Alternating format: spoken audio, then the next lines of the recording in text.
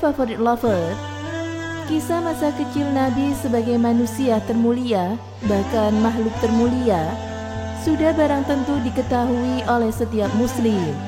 Mulai dari nama orang tuanya, keluarga, serta orang-orang yang ada di sekitarnya merupakan maklumat yang lazim dimengerti. Hanya saja, ada beberapa rahasia yang mungkin belum jamak diketahui, khususnya bagi orang-orang awam. Muhammad bin Abdullah dilahirkan dalam keadaan yatim. Ia ditinggal oleh sang ayah sejak umur 2 bulan dalam kandungan. Setelah itu pun Nabi ditinggal oleh sang ibu pada umur 6 tahun, serta ditinggal sang kakek saat umurnya baru 8 tahun. Keadaan itu bukanlah satu kejadian tanpa sebuah hikmah. Sejak kecil Nabi diasuh jauh dari kehangatan sang ibu, apalagi sang ayah. Di sana terdapat hikmah yang begitu jelas. Salah satu hikmah tersebut adalah untuk mencegah kemungkinan orang yang meragukan kenabian Nabi Muhammad SAW. Keadaan Nabi yang demikian menutupi kemungkinan bagi orang yang beranggapan bahwa Nabi serta ajaran yang dibawa olehnya sekedar merupakan hasil ajaran dan doktrin semata dari sang ayah ataupun sang kakek. Anggapan ini sangat memungkinkan ada, mengingat posisi sang kakek begitupun sang ayah merupakan orang terpandang dalam masyarakatnya. Bagaimanapun, seorang ayah ataupun kakek menginginkan para anak keturunannya menjaga terah yang dimiliki. Oleh karena kemungkinan yang ada, maka masa kecil Nabi jauh dari didikan keluarga terdekat. Secara otomatis menolak tuduhan yang mungkin timbul seperti hal tersebut. Hal ini semakin jelas ketika kita melihat paman Nabi, yakni Abu Thalib. Meskipun ia dikaruniai umur yang panjang, hanya saja ia tidak beriman kepada sang Nabi. Padahal paman hidup menyertai Nabi hingga sebelum hijrah. Kalau memang dakwah ini diserukan Nabi memiliki intervensi berupa terah keluarga, maka seharusnya sang paman meninggal dalam keadaan beriman kepada Nabi. Tapi justru keadaannya adalah sebaliknya. Di samping itu, keadaan masa kecil Nabi yang demikian mengajarkan kepadanya untuk tidak bergantung kecuali hanya kepada Allah Subhanahu wa Ta'ala.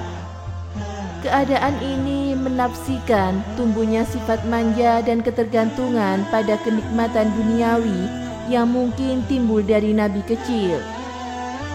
Hingga akhirnya Nabi tidak jatuh terhadap rasa cinta pada harta serta jabatan. Hal lain yang perlu diketahui adalah terkaitnya wanita yang menyusui Nabi, Halimah As-Sa'diyah. Semula, sebelum rumahnya kedatangan bayi Nabi Muhammad, keadaannya sangat memprihatinkan. Tanahnya tandus serta gersang. Hingga akhirnya setelah kedatangan bayi Nabi Muhammad, tanah yang semula gersang berubah menjadi hijau dan subur. Secara otomatis, hewan ternak miliknya pun menjadi sehat dan subur, setelah sebelumnya kurus karena kurangnya pakan.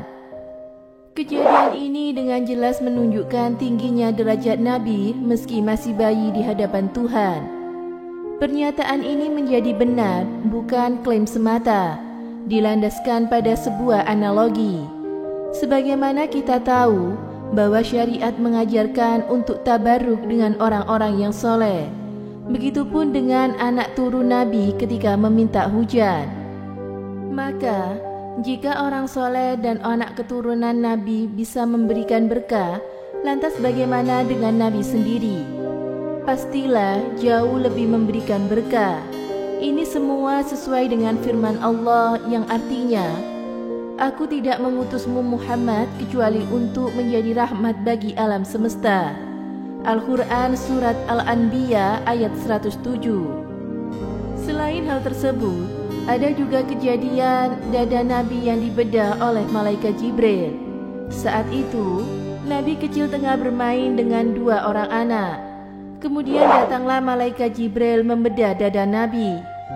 Malaikat mengeluarkan tempat setan yang ada pada tubuh Nabi.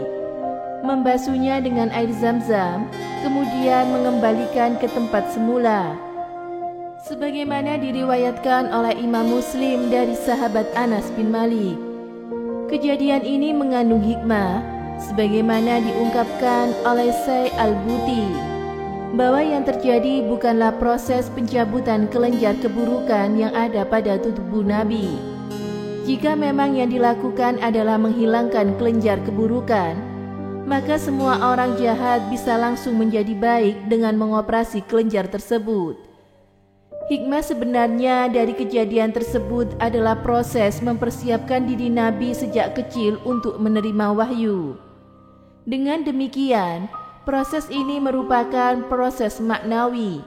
Hanya saja, ia ditampakkan dalam bentuk fisik dengan tujuan menampakkan dan lebih memudahkan orang-orang dalam mengimani dakwah Nabi SAW.